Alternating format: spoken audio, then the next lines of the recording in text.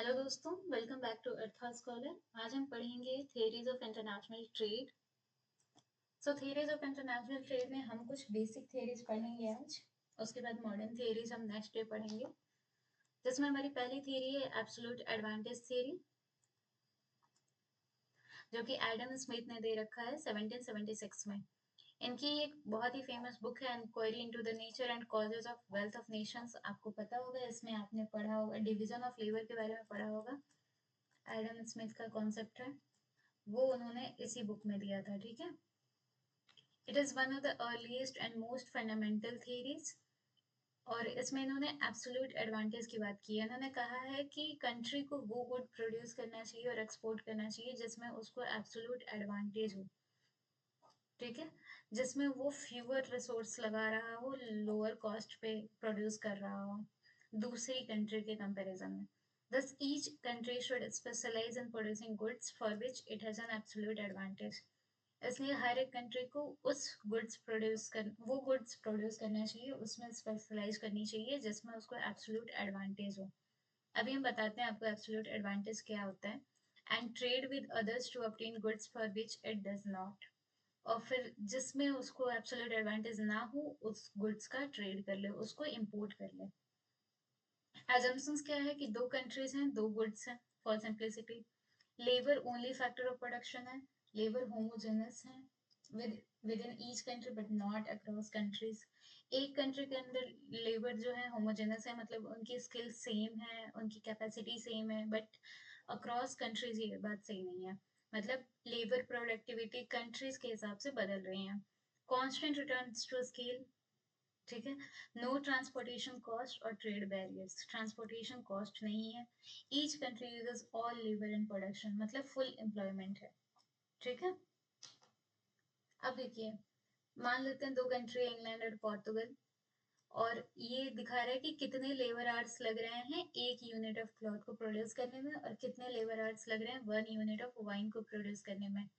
तो देखिए, इंग्लैंड में 10 घंटे में एक लेबर, मतलब सारे लेबर्स जो है वो 10 घंटे में मिलके 1 यूनिट ऑफ क्लॉथ प्रोड्यूस कर रहे हैं, और 20 घंटे में 1 यूनिट ऑफ वाइन प्रोड्यूस कर रहे हैं। जबकि पोर्तुगल में 15 घंटे में क्लॉथ और 10 ही घंटे में वाइन प्रोड्यूस कर ले रहे हैं। तो यहाँ से आपको दिख रहा है कि इंग्लैंड जो है वो लेबर आर्ट्स, उसको कम लेबर आर्ट्स लग रहे हैं क्लॉथ प्रोड्यूस करने में, तो इंग्लैंड जो है वो क्लॉथ में इसको एडवांटेज है। तो इंग्लैंड को क्या करना चाहिए, क्लॉथ में स्पेशलाइज करना चाहिए। और पोर्तुगल को देखिए, यहाँ वाइन में एडवांटेज है कि वो 10 ही घंटे में 1 यूनिट ऑफ वाइन प्रोड्यूस कर ले रहा है, जबकि इंग्लैंड 20 घंटे में कर रहा था। तो पोर्तुगल को वाइन में स्पेशलाइज करना चाहिए, वाइन एक्सपोर्ट करना चाहिए और क्लॉथ इंपोर्ट करनी चाहिए, जबकि इंग्लैंड को क्लॉथ एक्सपोर्ट करना चाहिए और वाइन इंपोर्ट करना चाहिए। ठीक है, समझ आया? England can produce cloth more efficiently, ज़्यादा एफिशिएंटली क्लॉथ प्रोड्यूस कर रहा है, इसलिए इसको क्लॉथ में एब्सोल्यूट एडवांटेज है। और पोर्टुगल वाइन ज़्यादा एफिशिएंटली प्रोड्यूस कर रहा है, इसलिए वाइन में इसको एब्सोल्यूट एडवांटेज है। Both countries can trade and profit, और ऐसे दोनों कंट्रीज एक दूसरे से ट्रेड कर सकती हैं। इंग्लैंड क्लॉथ बनाएगा और बेचेगा, और ये वाइन बनाएगा बेचेगा। ठीक है, overall production and consumption increase करेगी। अब देखिए, लिमिटेशंस क्या है। इन्होंने कंपैरेटिव एडवांटेज को नहीं लिया है। मान लेते हैं कि एक कंट्री को सारी गुड्स में एब्सोल्यूट एडवांटेज हो। अगर दो गुड्स हम मान के चल रहे हैं, तो मान लीजिए दोनों गुड्स में उसको एब्सोल्यूट एडवांटेज हो, तो स्मिथ्स की थ्योरी यहाँ पे कोई सॉल्यूशन नहीं बताती इस चीज का, कि अगर एक ही कंट्री दोनों गुड्स में एब्सोल्यूट एडवांटेज रख रहा है तो उसकी क्या सॉल्यूशंस हैं, फिर ट्रेड कैसे होगी। रिकार्डो ने इसका सॉल्यूशन दिया है। उनकी थ्योरी है कंपैरेटिव एडवांटेज थ्योरी, अभी नेक्स्ट वही हम पढ़ने वाले हैं। तो रिकार्डो ने इसको सॉल्व करा है। दूसरा है कि ओनली वन फैक्टर कंसिडर, और no transport cost, no technology difference, no economies of scale, किसी भी चीज की बात नहीं की गई है। तो बहुत ही अनरियलिस्टिक अजम्पशंस हैं, सिंपल, बहुत ही सिंपल अजम्पशंस हैं। ठीक है, static model does not account for changes in productivity, technology, factor endowments, इन सब की चेंजेस को नहीं ले रहा है, मतलब डायनेमिक चीजों को ऐड नहीं करा है इन्होंने। तो स्टैटिक मॉडल है। नेक्स्ट थ्योरी है हमारी कंपैरेटिव एडवांटेज थ्योरी, जो कि डेविड रिकार्डो ने दी थी 1817 में। इनकी बुक थी principles of political economy and taxation. ये एब्सोल्यूट एडवांटेज थ्योरी के आइडिया पे ही बेस्ड है, बट एक्सप्लेन करती है कि वाई ट्रेड बेनिफिशियल तब भी हो सकती है जब एक ही कंट्री ज़्यादा एफिशिएंट हो हर गुड। ठीक है, सारे गुड्स प्रोड्यूस करने में जब एक ही कंट्री एफिशिएंट हो तब भी ट्रेड बेनिफिशियल हो सकता है। वो कैसे? फिर देखते हैं कि कंपैरेटिव एडवांटेज निकालते हैं और फिर देखेंगे कि जो कंट्री जिस गुड में ज़्यादा हायर एडवांटेज उसको है, हायर कंपैरेटिव एडवांटेज है, वो कंट्री उस गुड को प्रोड्यूस करेगी if it can produce at a lower opportunity cost. और कंपैरेटिव एडवांटेज क्या होता है? कंपैरेटिव एडवांटेज हाई कब होगा? जब वो कंट्री उस गुड को लोअर अपॉर्चुनिटी कॉस्ट में प्रोड्यूस कर रही है देन अनदर कंट्री। अभी हम एक एग्जांपल से समझेंगे तो आपको ज्यादा अच्छे से समझ आएगा। Even if a country is less efficient in producing everything, अगर तो दूसरी वाली कंट्री क्या होगी? सब कुछ ही प्रोड्यूस करने में लेस एफिशिएंट होगी। दोनों ही गुड में कोई भी गुड उसका जो होगा वो एफिशिएंट प्रोडक्शन नहीं हो रहा है, बट फिर भी वो स्पेशलाइज कर जाएगी उस गुड में जिसमें वो रिलेटिवली मोर एफिशिएंट है या उसका अपॉर्चुनिटी कॉस्ट रिलेटिवली लोअर है। assumptions क्या है? दो कंट्रीज हैं, दो गुड्स हैं, labour only factor of production है, labour is perfectly mobile within a country but immobile across country. Labour एक कंट्री में तो कहीं भी जा सकता है बट दूसरे कंट्रीज में नहीं आ जा सकता। कांस्टेंट रिटर्न्स टू स्केल है, no transportation cost, no trade barriers. Trade barriers यानी कि टैरिफ्स वगैरह, ठीक है, टैरिफ्स कोटा ये सब कुछ भी नहीं है। फुल एम्प्लॉयमेंट है दोनों ही कंट्रीज में, परफेक्ट कंपटीशन है प्रोडक्ट और लेबर दोनों ही मार्केट्स में। अब देखिए यहाँ भी इंग्लैंड और पोर्टुगल का ही एग्जांपल है। यहाँ भी लेबर आवर्स ले रहे हैं हम एक यूनिट ऑफ क्लॉथ और एक यूनिट ऑफ वाइन को बनाने में, बट थोड़ा सा हम डेटा को चेंज करके देखते हैं। तो चेंज किया हमने, तो यहाँ देखिए 10 यूनिट ऑफ क्लॉथ इंग्लैंड बना रहा है, 10 लेबर आवर्स में 1 यूनिट ऑफ क्लॉथ बना रहा है और 20 आवर में 1 यूनिट ऑफ वाइन बना रहा है।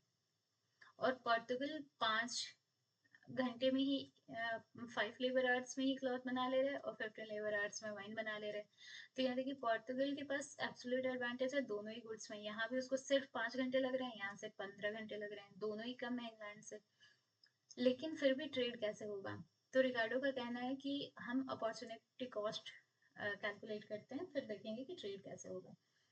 तो देखिए एक यूनिट ऑफ क्लॉथ 10 घंटे में बन रहा है और उस 10 घंटे में आधी यूनिट ऑफ वाइन बना पा रहा है इंग्लैंड। तो अपॉर्चुनिटी कॉस्ट ऑफ एक क्लॉथ की कितनी हुई? आधी वाइन हुई। कि अगर इंग्लैंड एक क्लॉथ बनाने का डिसाइड करता है तो उसको आधा वाइन छोड़ना पड़ेगा क्लॉथ बनाने के लिए। अपॉर्चुनिटी कॉस्ट क्या होता है कि जब हम एक गुड्स को कंज्यूम करना चाहते हैं या प्रोड्यूस करना चाहते हैं तो उसके लिए हम दूसरे गुड को की कितनी अमाउंट को छोड़ रहे हैं।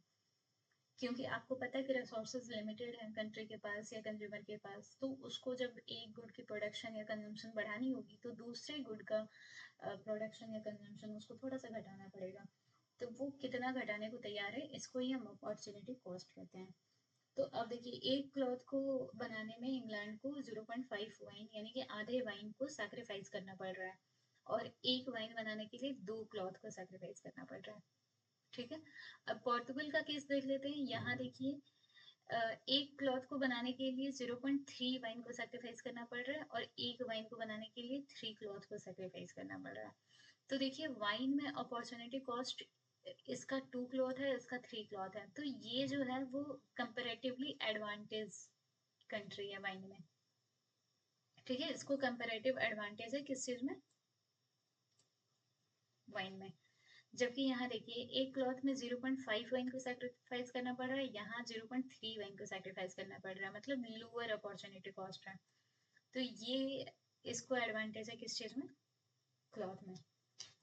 तो इंग्लैंड जो है ये फ्यूअर क्लॉथ को सैक्रिफाइस कर रहा है वाइन को प्रोड्यूस करने में, तो इंग्लैंड को वाइन में कंपैरेटिव एडवांटेज है। और पोर्तुगल जो है वो फ्यूअर वाइन यूनिट्स को सैक्रिफाइस कर रहा है क्लॉथ प्रोड्यूस करने में, तो पोर्तुगल को क्लॉथ में एडवांटेज है, कंपैरेटिव एडवांटेज। समझ आया? तो ऐसे ही दोनों ट्रेड करेंगे। इंग्लैंड फिर वाइन को प्रोड्यूस करेगा और बेचेगा और पोर्तुगल क्लॉथ को प्रोड्यूस करेगा और बेचेगा। लिमिटेशंस क्या है? ओवर सिंप्लीफाइड assumptions पिछले की तरह ही कि only labour considered, no capital और टेक्नोलॉजी, नो ट्रांसपोर्ट कॉस्ट जो कि अनरियलिस्टिक है। Static theory doesn't explain dynamic factors like technological change, full employment, perfect competition rarely exist in reality. Full employment और परफेक्ट कंपटीशन आपको भी पता है कि ये रियलिटी से दूर दूर की बातें हैं, रियल में ऐसा नहीं होता। Unequal distribution of gain, benefits में नॉट बी इवनली शेयर्ड, और इसमें क्या है कि अनइक्वल डिस्ट्रीब्यूशन हो सकता है गेन्स का, क्योंकि पोर्टुगल के पास तो एडवांटेज, एब्सोल्यूट एडवांटेज है, तो वो क्लॉथ प्रोड्यूस कर रही है तो भी उसको ज्यादा एडवांटेज होगी, ठीक है। बेनिफिट्स में not be evenly shared, okay. आगे बढ़ते हैं, हैवर्लर्स अपॉर्चुनिटी कॉस्ट थ्योरी, जो कि 1933 में हैवर्लर ने दिया था, Gottfried Haberler, as an improvement over Ricardo's comparative advantage theory. Ricardo की कंपैरेटिव एडवांटेज थ्योरी के ऊपर इम्प्रूवमेंट थी इनकी theory. While Ricardo's model measured cost only in terms of labor theory of value, Ricardo model में cost को कैसे major किया गया है, लेबर थ्योरी ऑफ वैल्यू में। हैवर्लर ने अपॉर्चुनिटी कॉस्ट को इंट्रोड्यूस किया as a more realistic and general measure of cost, applicable even one, और इन्होंने मल्टीपल फैक्टर्स को भी कंसिडर किया कि लेबर, कैपिटल, लैंड, कितने भी फैक्टर्स हों सबको हम लेके चलेंगे। इनका क्या कहना है कि a country should specialize in producing and exporting the goods for which it has the lowest opportunity cost। जहाँ सबसे कम अपॉर्चुनिटी कॉस्ट होगा, कंट्री को वही गुड प्रोड्यूस करना चाहिए और एक्सपोर्ट करना चाहिए, और इम्पोर्ट करना चाहिए उन गुड्स को जिनमें हायर अपॉर्चुनिटी कॉस्ट है। अपॉर्चुनिटी कॉस्ट क्या होता है कि amount of one good must sacrifice to produce another good, ठीक है। अब इन्होंने देखिए ट्रांसफॉर्मेशन कर्व लेके समझाया इस चीज को, ट्रांसफॉर्मेशन कर्व, या इसे हम प्रोडक्शन पॉसिबिलिटी फ्रंटियर कहते हैं, पीपीएफ, ओके। एग्जाम्पल देख लीजिए कि इफ ऑल रिसोर्सेज यूज, यहाँ सारे लेबर, लैंड, जो भी रिसोर्सेज हैं सब यूज किए जा रहे हैं, उसके बाद देखते हैं कंट्री ए जो है वो 100 यूनिट्स ऑफ वीट प्रोड्यूस कर पा रही है और 200 यूनिट्स ऑफ क्लॉथ प्रोड्यूस कर पा रही है, तो अगर वो वीट डिसाइड करती है तो उसको 200 यूनिट ऑफ क्लॉथ छोड़ना पड़ेगा, और अगर वो क्लॉथ डिसाइड करती है तो वीट छोड़ना पड़ेगा, तो ऑब्वियसली उसको क्लॉथ डिसाइड करना चाहिए क्योंकि यहाँ उसको ज्यादा एडवांटेज है। Country B 80 units of wheat produce करती है और 40 यूनिट्स ऑफ क्लॉथ प्रोड्यूस करती है, तो इसको वीट प्रोड्यूस करना चाहिए क्योंकि क्लॉथ से ज्यादा इसको वीट में गेन होगा। और देखिए ये दोनों ही जगह एडवांटेज देखते हैं, तो एब्सोल्यूट एडवांटेज दोनों ही जगह कंट्री ए को है, कंट्री ए ज्यादा प्रोड्यूस कर पा रही है, यही कहा था। बट रिकार्डो ने क्या कहा था कि जब दोनों ही जगह एडवांटेज किसी एक कंट्री को, तब भी सॉल्यूशन निकल सकता है, तो हैवर्ले ने उसी चीज को फॉलो करा है। 1 unit of wheat, 2 units of cloth given up. यहाँ देखिए अपॉर्चुनिटी कॉस्ट क्या है, एक वीट अगर 1 यूनिट ऑफ वीट प्रोड्यूस करते हैं तो 2 यूनिट ऑफ क्लॉथ देना पड़ेगा हमें, जबकि 1 यूनिट ऑफ क्लॉथ प्रोड्यूस करते हैं तो हाफ यूनिट ऑफ वीट देना पड़ेगा।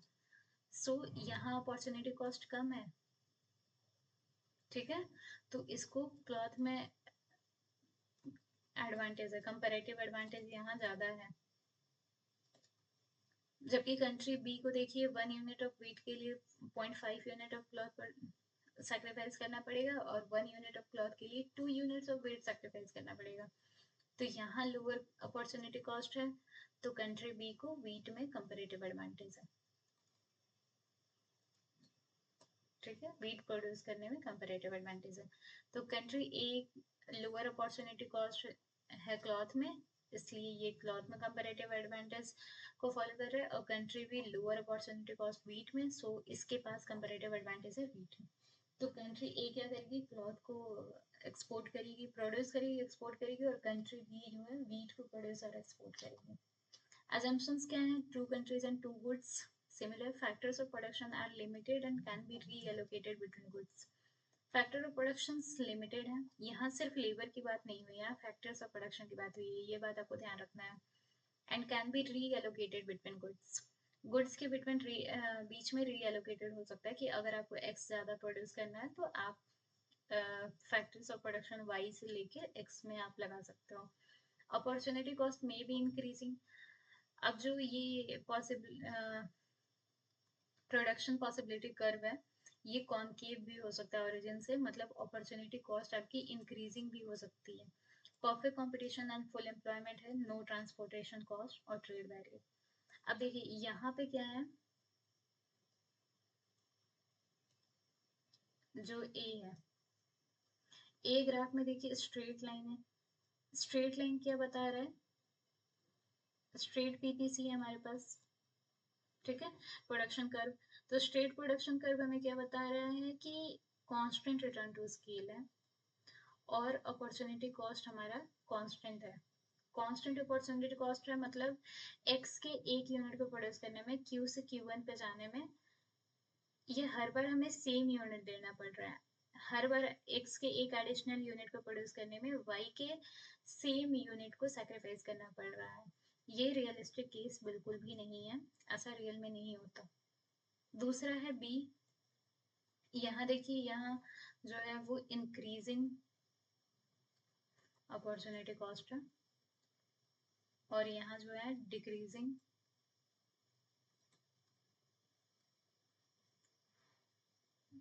सॉरी, इंक्रीजिंग अपॉर्चुनिटी कॉस्ट है और डिक्रीजिंग रिटर्न टू स्केल है, ठीक है। यहाँ आप देखिए इसकी वजह से ये convex to the origin graph है। ग्राफ कैसा है आपका, convex to the origin.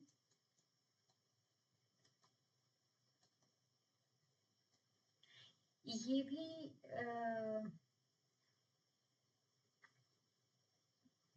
O so sorry, ये इंक्रीजिंग अपॉर्चुनिटी कॉस्ट नहीं है आपका, एक मिनट,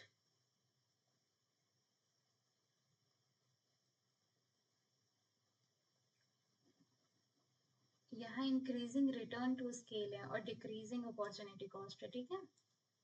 यहाँ इंक्रीजिंग रिटर्न टू स्केल है और डिक्रीजिंग अपॉर्चुनिटी कॉस्ट है।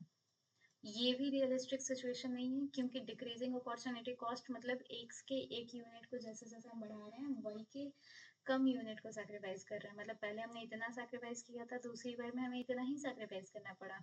तो ये भी रियलिस्टिक सिचुएशन नहीं है। हम जैसे जैसे एक कमोडिटी के यूनिट्स को बढ़ाते हैं, हमें दूसरे कमोडिटी के ज्यादा यूनिट सैक्रिफाइस करना पड़ता है, ठीक है। तीसरी चीज है, ये हमारा कॉनकेव टू द ओरिजिन है, कॉनकेव टू द ओरिजिन। यहाँ हमारी इंक्रीजिंग अपॉर्चुनिटी कॉस्ट है और यहाँ डिक्रीजिंग रिटर्न टू स्केल है। और ये ग्राफ जो है ये हमें रियलिस्टिक सिचुएशन दे रहा है। ऐसा ही होता है हमारा प्रोडक्शन कर्व रियल में, ठीक है। और इसका स्लोप क्या होगा, एमआरटी होगा, मार्जिनल रेट ऑफ ट्रांसफॉर्मेशन, जो कि है marginal del Y upon del X. Negative क्यों है, क्योंकि ये नेगेटिव रिलेशनशिप बता रहा है कि अगर एक्स के एक यूनिट को छोड़ेंगे तो हमें वाई के ज़्यादा यूनिट को सैक्रिफाइस, एक्स की यूनिट को जोड़ने के लिए वाई के ज़्यादा यूनिट को सैक्रिफाइस करना पड़ेगा, ओके।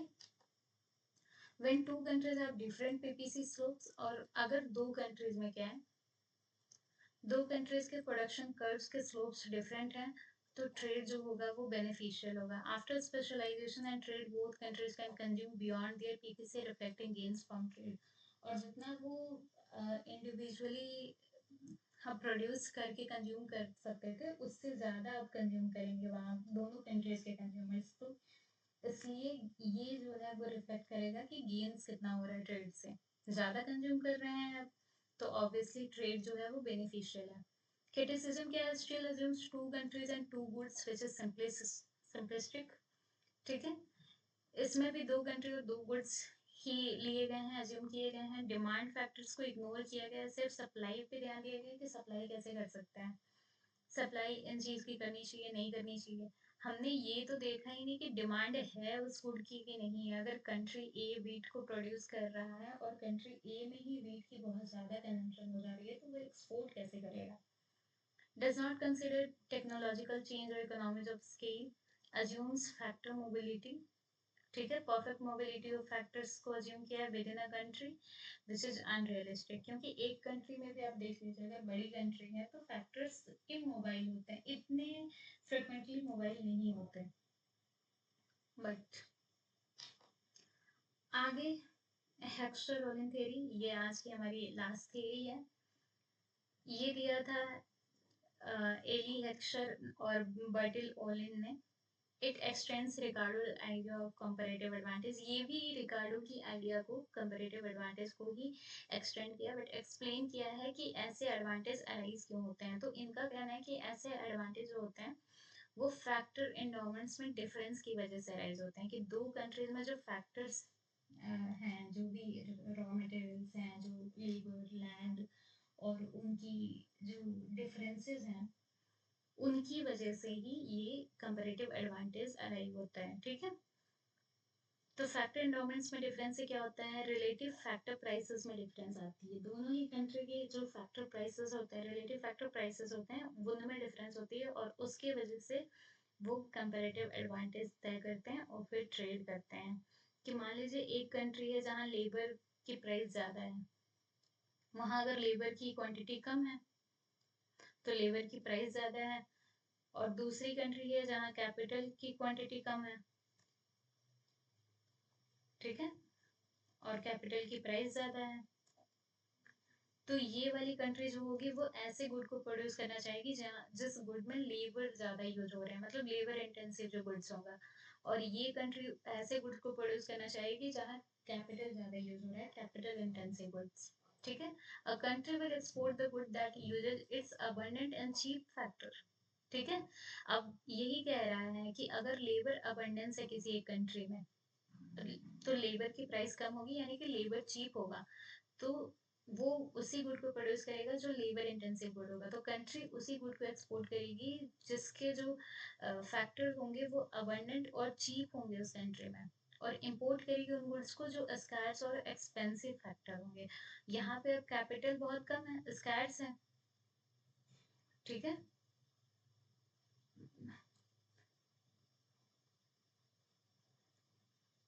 एक मिनट, शायद मैंने उल्टा बोल दिया क्या, मे बी। देखिए मैं फिर से समझाते हैं आपको थोड़ा क्लियर। तो क्लियर ये है कि एक कंट्री ए लेते हैं जिसमें लेबर की क्वांटिटी जो है वो बहुत ज़्यादा है, तो यहाँ लेबर की प्राइस जो है वो बहुत कम है, तो ये जो है वो लेबर अबंडेंट कंट्री है।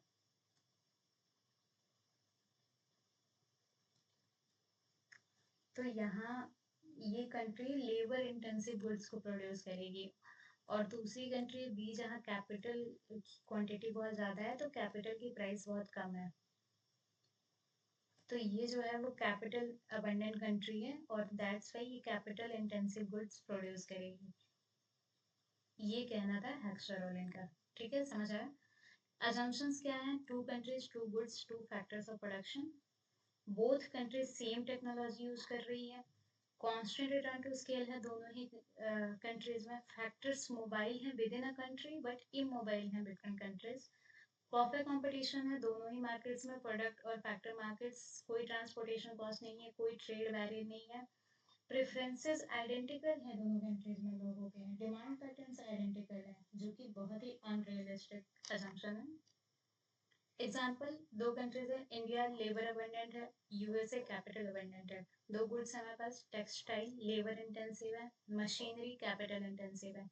तो एचओ के हिसाब से, हेक्सचर रोलिंग के हिसाब से, इंडिया जो है उसके पास टेक्सटाइल में कंपैरेटिव एडवांटेज है, क्योंकि इंडिया एक लेबर अबंडेंट कंट्री है और टेक्सटाइल एक लेबर इंटेंसिव गुड है, तो ये लेबर इंटेंसिवली गुड को यानी टेक्सटाइल को प्रोड्यूस करेगी और एक्सपोर्ट करेगी, क्योंकि इसके यहाँ पे लेबर अबंडेंट है और चीप है। यूएसए जो होगा, यूएसए में मशीनरी को कंपैरेटिव एडवांटेज यूएसए की है मशीनरी में, बिकॉज वो कैपिटल इंटेंसिव है और यूएसए एक कैपिटल अबंडेंट कंट्री है। देयरफॉर इंडिया टेक्सटाइल को एक्सपोर्ट करेगी और मशीनरी इंपोर्ट करेगी, यूएसए मशीनरी एक्सपोर्ट करेगी और टेक्सटाइल इंपोर्ट करेगी, फिर ऐसे दोनों के पास ट्रेड से दोनों गेन करेंगे। अब देखिए ग्राफ से समझते हैं, तो ये यूएसए का ग्राफ है,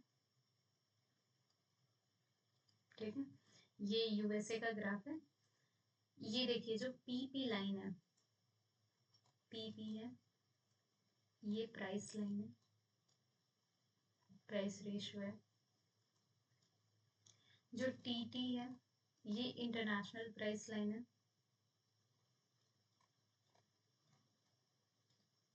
आर जो है ये ओरिजिनल इक्विलिब्रियम है बिफोर ट्रेड। ओरिजिनल इक्विलिब्रियम मतलब बिफोर ट्रेड, ठीक है। सी जो है वो आफ्टर ट्रेड इक्विलिब्रियम है, आफ्टर ट्रेड इक्विलिब्रियम कंजम्पशन, ठीक। और आर डैश जो है वो आफ्टर ट्रेड प्रोडक्शन है।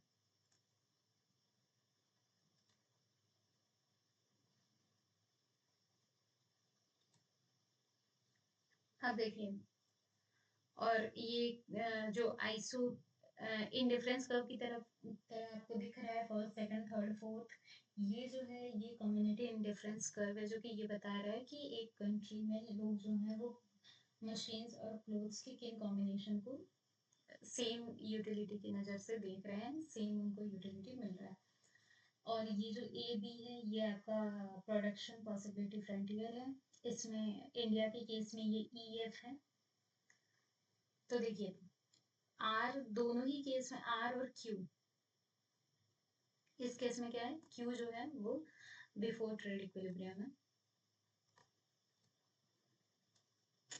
और क्यू डैश जो है ये आफ्टर ट्रेड प्रोडक्शन है, आफ्टर ट्रेड प्रोडक्शन है,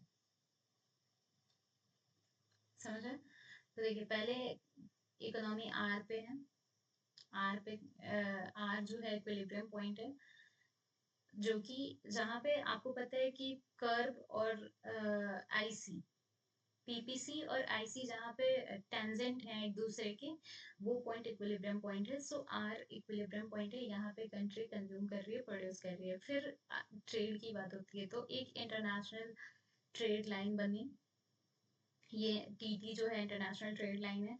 फिर कंट्री हमारी कहाँ प्रोड्यूस कर रही है, आर डैश पे प्रोड्यूस कर रही है, मतलब वो इतनी अमाउंट ऑफ मशीन प्रोड्यूस कर रही है और इतनी अमाउंट ऑफ क्लॉथ प्रोड्यूस कर रही है।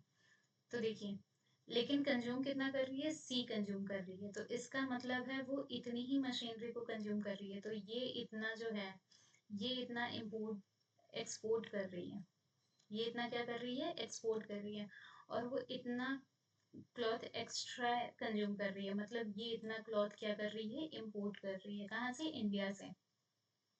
नेक्स्ट इंडिया के केस में देख लेते हैं। इंडिया के केस में देखिए क्यू पे कंट्री पहले है, बिफोर ट्रेड वो क्यू पे इक्विलिब्रियम पे है, आफ्टर ट्रेड जो है वो क्यू डैश पे प्रोडक्शन कर रही है। थोड़ा सा आप इस ग्राफ को सुधार लीजिएगा, ये जो आई टी टी वाली लाइन है ये यहाँ से टेंजेंट होके जाएगी, ठीक है।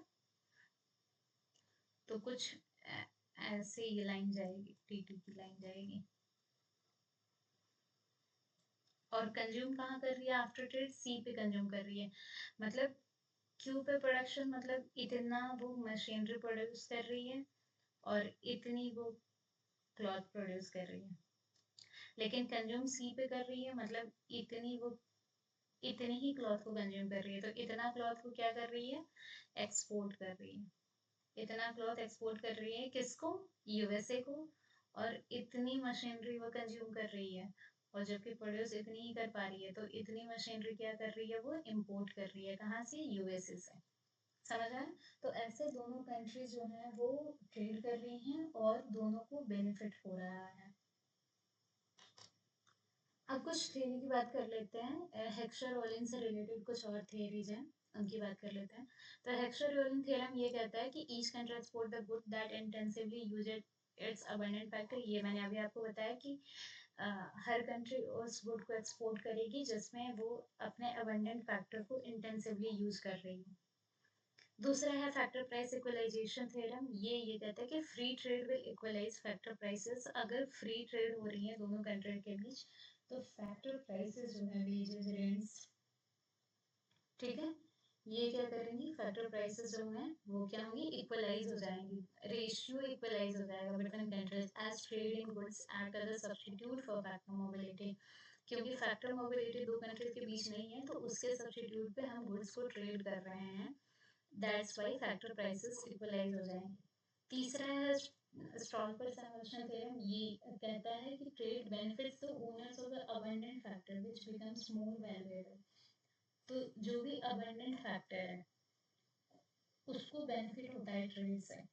अब यहाँ इस केस में देखते हैं तो इंडिया में जो लेबर्स हैं उनको बेनिफिट हो रहा है इस ट्रेड से, क्योंकि उनकी वैल्यू बढ़ जाती है, उनके गुड्स की डिमांड बढ़ेगी, तो उनके फैक्टर की डिमांड बढ़ेगी, दैट्स वाई लेबर की वैल्यू बढ़ेगी and harms the owner of the scarce factor. और स्कैर्स फैक्टर जो है यानी कि कैपिटल जो है, ये तो बाहर से इंपोर्ट हो जा रहा है कैपिटल गुड्स, तो इनको इनकी ज़्यादा कोई डिमांड नहीं करेगा, तो इनकी प्राइसेस जो हाई थी, इनकी वैल्यू जो है वो धीरे धीरे कम होती चली जाएगी। और सो ट्रेड जो होता है वो अबंडेंट फैक्टर को बेनिफिट करता है, स्कार्स फैक्टर को हार्म करता है। नेक्स्ट है रेफजेंस्की थ्योरम। ये कहता है कि if the supply of one factor increases, अगर एक फैक्टर की सप्लाई बढ़ जाती है, the output of the good using that factor intensively will increase more than proportionately. कि अगर एक फैक्टर की लेबर सप्लाई बढ़ती है, तो जो आउटपुट है, जो लेबर इंटेंसिव गुड है यानी कि टेक्सटाइल है, उसकी वो आउटपुट जो है टेक्सटाइल की आउटपुट उसके प्रोपोर्शनेट से ज़्यादा बढ़ जाएगी। मतलब लेबर अगर 2x से बढ़ रहा है तो वो गुड्स 2x से ज़्यादा तेजी से बढ़ेगी आउटपुट उसकी। And the output of other good यानी कि जो मशीनरी की गुड है वो उतनी तेजी से डिक्लाइन कर जाएगी। ठीक है, कि labour intensive country, labour supply बढ़ रहा है तो टेक्सटाइल जो है, टेक्सटाइल की आउटपुट बढ़ेगी और इससे ज़्यादा बढ़ेगी। अगर ये 2x से बढ़ रहा है तो ये मोर देन 2x, ठीक है, 2x से ज़्यादा बढ़ेगी, मतलब ट्वाइस से ज़्यादा बढ़ जाएगी। और वहीं पे मशीनरी की आउटपुट जो है, मशीनरी की आउटपुट जो है वो घट जाएगी। अब देखिए एक लियोंटिव पैराडॉक्स इससे रिलेटेड है, एचओ थियरी से। ये लियोंटिव ने दिया था 1953 में। उन्होंने यूएस के डेटा पे एचओ थियरी को एम्पेरिकली टेस्ट करने की कोशिश की थी, और वहां से उन्हें जो रिजल्ट्स मिले वो एकदम ही अपोजिट थे एचओ थियरी से। इसे ही हम लियोंटिव पैराडॉक्स कहते हैं। तो उन्होंने क्या पाया कि यूएस एक कैपिटल अबंडेंट कंट्री है, फिर भी वो लेबर इंटेंसिव गुड्स को एक्सपोर्ट कर रहा है और कैपिटल इंटेंसिव गुड्स को इंपोर्ट कर रहा है, जो कि एचओ थियरी के बिल्कुल ही अपोजिट है। एचओ थियरी का क्या कहना है कि यूएस एक कैपिटल अबंडेंट कंट्री है तो वो कैपिटल इंटेंसिव गुड्स को एक्सपोर्ट करेगी, बट इन्होंने कहा डेटा के हिसाब से कि लेबर इंटेंसिव गुड्स को एक्सपोर्ट कर रहा है और इंपोर्ट कर रहा है कैपिटल इंटेंसिव गुड को। तो ये कॉन्ट्राडिक्शन दिया इन्होंने, और इसी कॉन्ट्राडिक्शन को हम लियोंटिव पैराडॉक्स कहते हैं। और फिर ये ट्रेड थियरी में आगे यूज हुई, इसको ट्रेड थियरीज को और ज़्यादा इम्प्रूव करने के लिए, जिसमें कि ह्यूमन कैपिटल को लिया गया, टेक्नोलॉजी और प्रोडक्ट डिफरेंशिएशन को लिया गया। ठीक है, ये हम आगे की थियरीज में पढ़ेंगे, मॉडर्न थियरीज ऑफ ट्रेड में। क्रिटिसिज्म क्या है? अनरियलिस्टिक assumption है, identical technology preference and constant returns rarely exist. ठीक है, आइडेंटिकल टेक्नोलॉजी दो कंट्री में हो ये बिल्कुल भी पॉसिबल नहीं हो सकता, रियलिस्टिक बिल्कुल नहीं है।